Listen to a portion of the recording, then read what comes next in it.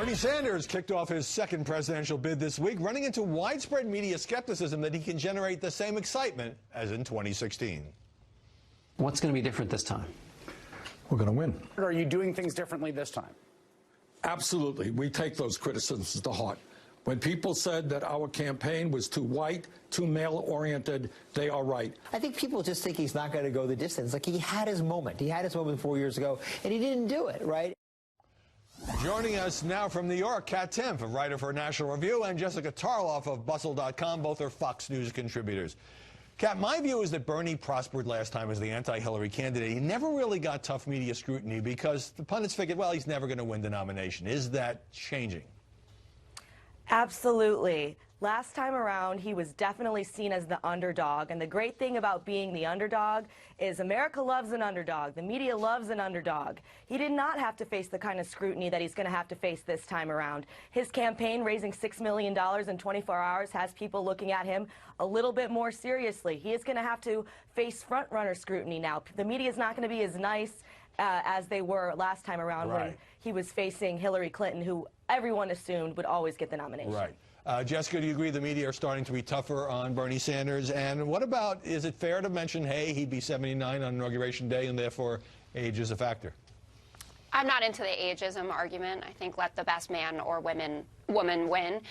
But I think that it is fair, certainly, to be taking a harder look at his policies, which largely weren't under the microscope like Hillary Clinton's were. Bernie Sanders kind of leapt into the main stage on his unicorn. That was the big meme that everyone loved there, and said, free college, free health care, all of that.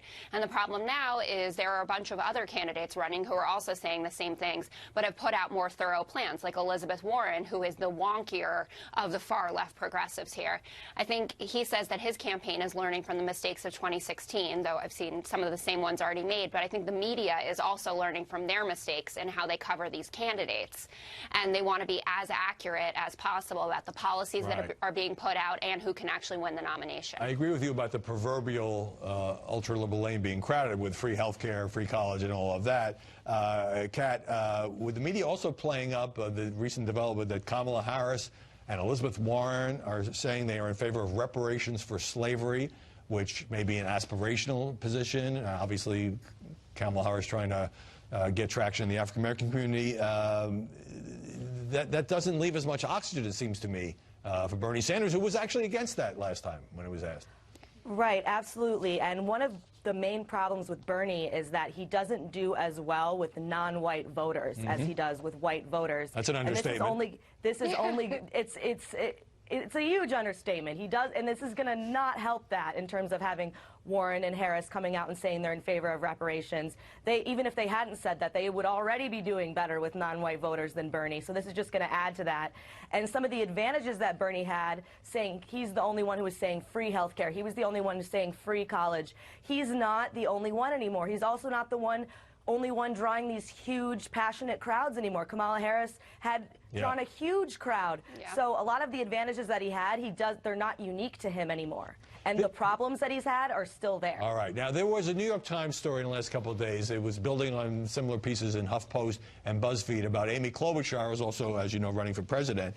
And very similar in that unnamed staffers behind a curtain of anonymity are saying she's a very tough boss, she's abusive to the staff didn't like her, and all of that. There's the one killer anecdote it's got, which is about how getting on a plane, an aide forgot her fork, and she had to eat her salad with a comb. Then she told the aide to wash the comb. My problem with all these stories, including the one in the Times, Jessica, is that nobody's on the record. These are all people who used to work for her, and everybody's taking pot shots, and not one person will have their name used.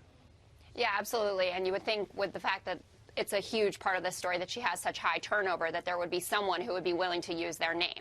Now, I'm not doubting the veracity of the fact that Amy Klobuchar is a tough boss. She dealt with this directly in her interview with Bret Baier, and she talked about it in her CNN town hall, and said she demands a lot, and she gives a lot back to her staff and to her constituents in Minnesota, which is why she's so popular there.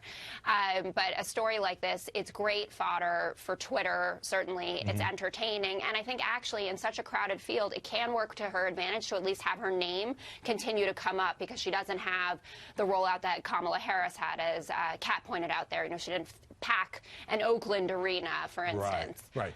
So I don't know if it hurts her. Yeah, the Times did get some internal emails of making this point, and now everybody's doing stories about which is the best comb to use. You want to eat something, Kat. But again, the aides spoke anonymously because of fear of reprisal, according to the Times. And that's BS. They don't work for her anymore. What's she going to do?